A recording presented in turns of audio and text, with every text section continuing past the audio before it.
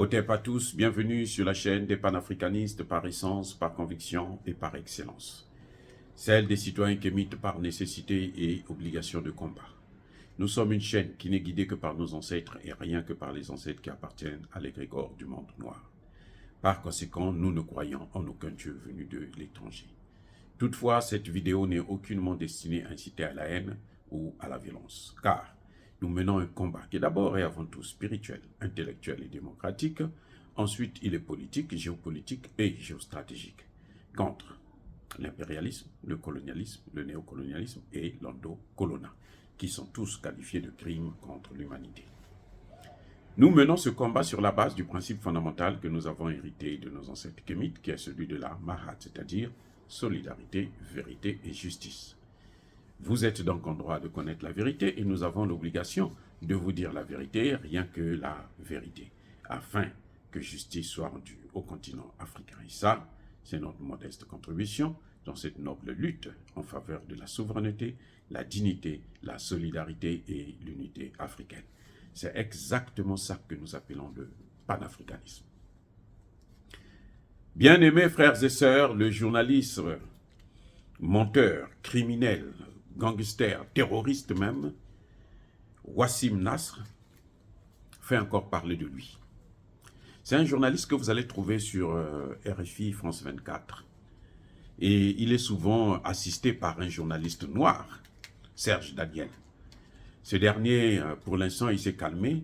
Je ne sais pas si on lui a donné un tranquillisant pour qu'il puisse comprendre que le Sahel est désormais libre, que le Mali ne tombera plus dans les mains des terroristes, parce que quels que soient les moyens qu'ils vont aller prendre, quel que soit l'endroit, les soutiens qu'ils auront des États-Unis, de la France ou de qui que ce soit, eh bien, ils seront accueillis à bras ouverts et ils seront traités comme il se doit au Mali, au Burkina Faso et au Niger.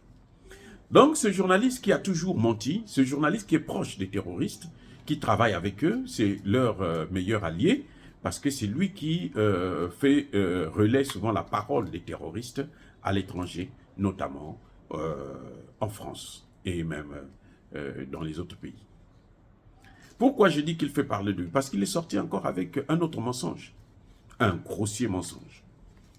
Un mensonge où il vient pour dire, vous savez, il n'y a pas longtemps, les terroristes ont attaqué un camp de la MINUSMA qui se trouve dans la ville de Niafouké.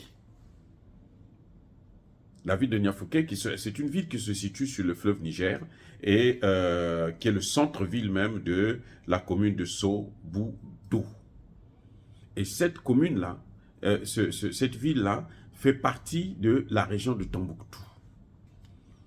Les terroristes ont tenté d'attaquer la base militaire des FAMA qui se trouve dans cette ville, qui est située carrément au centre, sur la ligne du milieu, hein, entre le nord et puis le sud, au centre du Mali.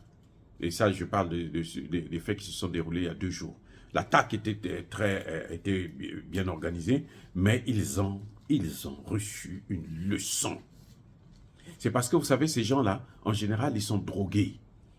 Hein? Les Occidentaux ne vont pas les utiliser comme ça, parce qu'ils vont comprendre que ce que nous sommes en train de faire là, on nous envoie à la mort. Donc, pour éviter cela, ce qu'ils font, c'est qu'on leur donne des drogues.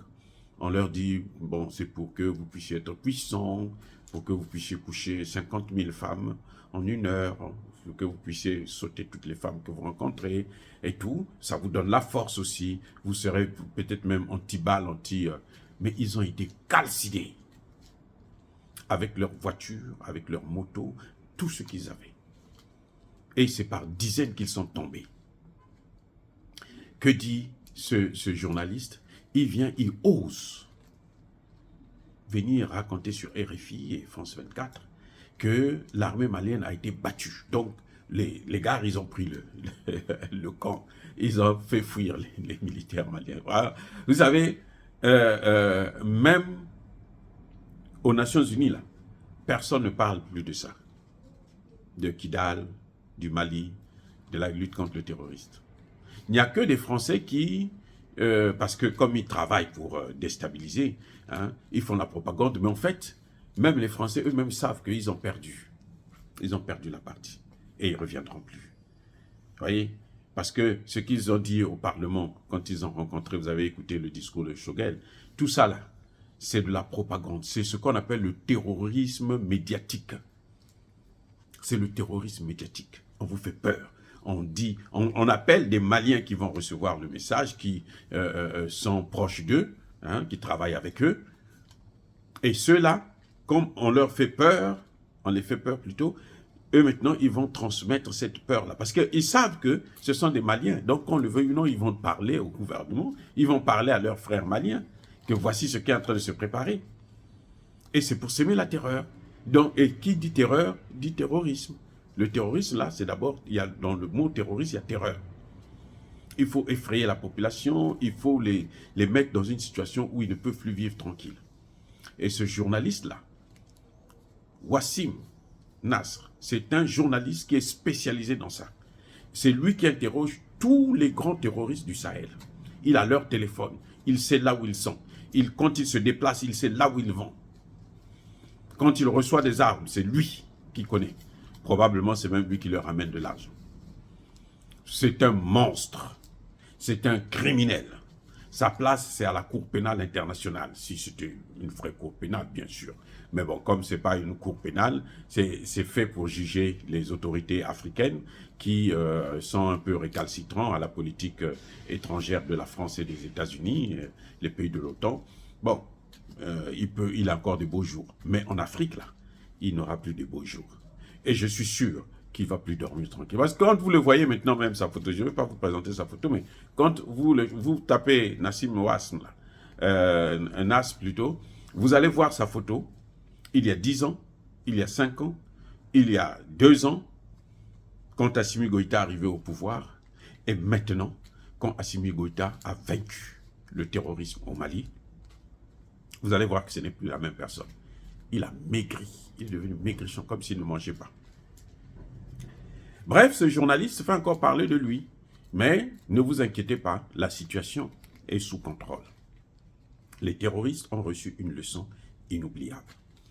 Dire cela, c'est inciter à la haine ou à la violence? Non, il n'y a pas colère, il y a malheur. Encore une fois de plus, bien-aimés frères et sœurs, je persiste et je signe. Soyez bénis, soyez abondamment bénis par le Dieu des Kémites et par nos ancêtres angélicés.